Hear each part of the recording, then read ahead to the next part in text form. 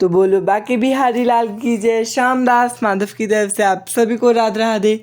आशा करता हूँ आप सब स्वस्थ होंगे, मस्त होंगे और श्री हरि के चरणों में लगे होंगे। और आप सभी को मेरी तरफ से पाप आकुंठा एकादशी की बहुत बहुत बधाई हो। और आज हम उनकी कथा पढ़ने जा रहे हैं एकादशी की। तो चलिए शुरू करते हैं। कथा करने से पहले आपको अपने हाथ में तुलसी पत्र ले लेना है और फिर मुट्ठी बंद कर लेनी है, ताकि कथा ख़त्म होने के बाद आप वो विष्णु जी के चरणों में चढ़ा सकें। और चाहे तो आप फूल भी ले सकते हैं, पर चावल नहीं लेने हैं, तिल भी ले सकते हैं, ठीक है। और बट उससे पहले थोड़ा श्री हरि का कीर्तन कर लेते हैं।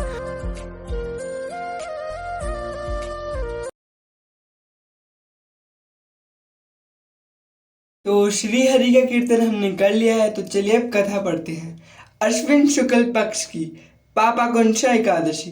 युधिष्ठिर बोले, हे भगवान, अश्विन शुक्ल एकादशी का क्या नाम है? अब आप कृपा करके इसके व्रत की विधि और उसका फल कहिए। भगवान श्री कृष्ण ने कहा, हे युधिष्ठिर, इस एकादशी का नाम पाप आकुंठा एकादशी है।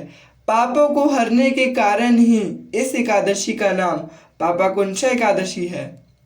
इस दिन मनुष्य को विधि पूर्वक भगवान पद्मनाभ की पूजा करनी चाहिए। यह एकादशी मनुष्य को मनवांछित फल प्राप्त कराने वाली है। मनुष्य को कठोर तपस्या करने से जो फल मिलता है, वह फल भगवान गरुड़ ध्वज को नमस्कार करने से प्राप्त हो जाता है। जो मनुष्य अज्ञानवश अनेक पाप करते हैं, परंतु प्रतिदिन हरि से अपनी अपराधों की क्षमा मांगते हुए उन्हें प्रणाम करते हैं, वे नरक में नहीं जाते। विष्णु के नाम के कीर्तन मात्र से संसार के सब तीर्थों के पुण्य का फल मिल जाता है। जो मनुष्य सारंग पाणी भगवान विष्णु की शरण में जाते हैं, उनको कभी भी यम यातना नहीं भोगनी पड़ती। जो मनुष्य विष्णु तथा वैष्णव, शिव तथा शिव भक्तों की निंदा करते हैं, वे अवश्य नरकवासी होते हैं। सहस्रों वाजपेयी और अश्वमेध यज्ञों से जो फल होता है, वह एकादशी के व्रत के 100वें भाग के बराबर भी नहीं होता। इसके समान पवित्र तिथि तीनों लोकों में नहीं है। इस एकादशी जैसा पुण्यदायी और कोई व्रत नहीं है। यह एकादशी स्वर्ग, मोक्ष, आरोग्यता, सुंदर स्त्री तथा अन्न और धन को देने वाली है। इस एकादशी का व्रत गंगा, गया, काशी, कुरुक्षेत्र और पुष्कर में किए स्नान दान से अधिक पुण्यवान है।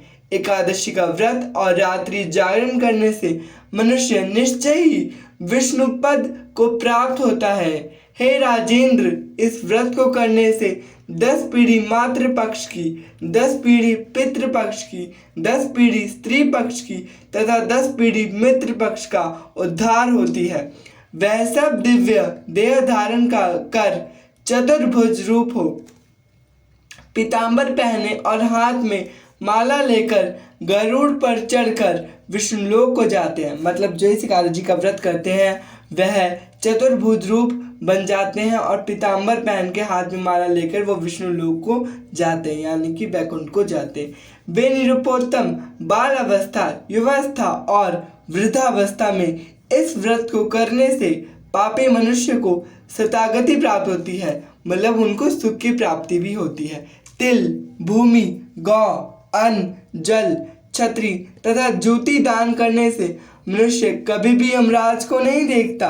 निर्धन मनुष्य को भी अपनी शक्ति के अनुसार दान करना चाहिए तथा जो मनुष्य सरोवर, बाग, मकान आदि बनवाकर दान करता है, उसे यम के दुख नहीं मिलते हैं तथा वह मनुष्य संसार में दीर्घायु होकर धनाढ़, कुलीन और रोग रहित रहते हैं और अंत में स्वर्गलोक को जाते हैं। यानी यहाँ पे जो दान है, आपको भूमि, गो, अन्न, फल, जल, छत्री तथा जूती का दान करने से मनुष्य को कभी भी यमराज को नहीं देखना पड़ता है। इसलिए हमें इस एकादशी पर यह दान करना अवश्य जरूरी है, ठीक है।